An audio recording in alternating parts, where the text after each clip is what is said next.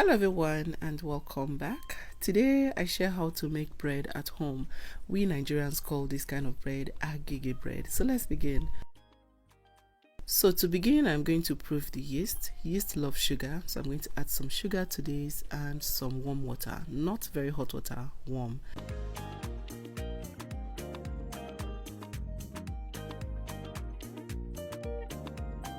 So while I wait for the yeast to activate, I'll measure in 4 cups of bread flour into a bowl. You can also use all-purpose flour to do this. Next, add some nutmeg, the remaining sugar, and some salt. Mix until it is well combined and make a well in the middle.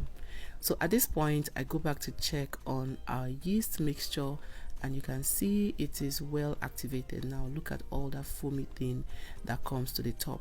If you don't see this, then the yeast is not good. You may have to throw it out and get another yeast.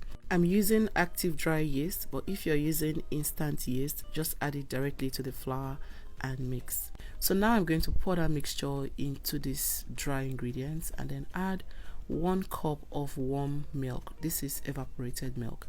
I'm going to mix now until everything is well combined and then the job begins. I'm using a bread mixer to do this. If you're going to be using your hand, just pour right onto your clean work surface area and start kneading until the dough becomes stretchy and smooth.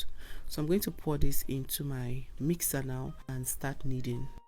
Today's hug is for Grace Philip, watching from Nigeria. I'm glad you love the recipes. Please let me know where you're watching from so I can send you a hug in my next video. So after about 5 minutes of kneading, this is what I have. If you're using your hand, it will take a little bit longer. At this point, I'm going to add some softened butter, not melted and not hard butter. I'm using softened butter. I'm going to add that and mix it in again. Once everything comes together again, then I'll take it off and we'll move over to our kneading board.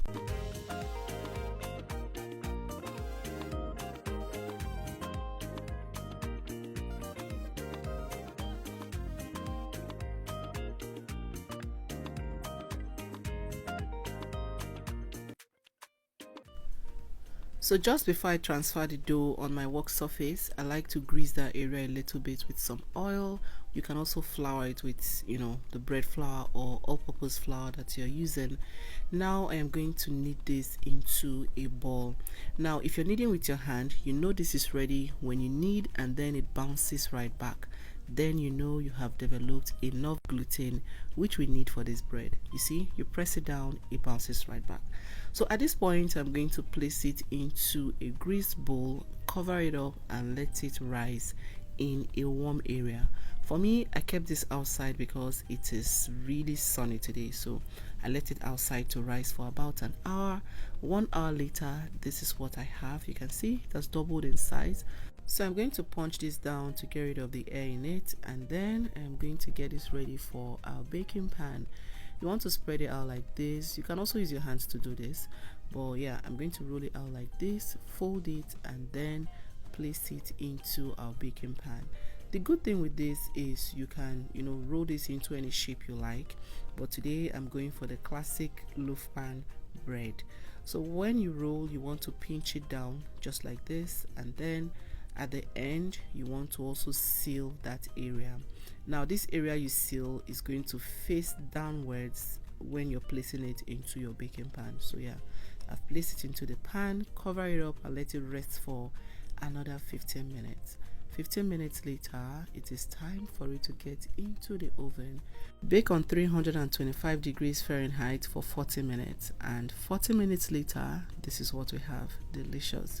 So one important step from here is to let this cool down for at least 20 to 30 minutes before you cut into it. Very important, even though I was very impatient. Yeah, so this is our bread. I'm going to spread some butter on it and enjoy. You can have this with your beans, you can have it with tea, with your hot chocolate. Oh my god, it is so delicious and very versatile. I hope you get to try this out. Send me your pictures on Instagram at joyfulcook_ if you do. See you in my next one. Bye.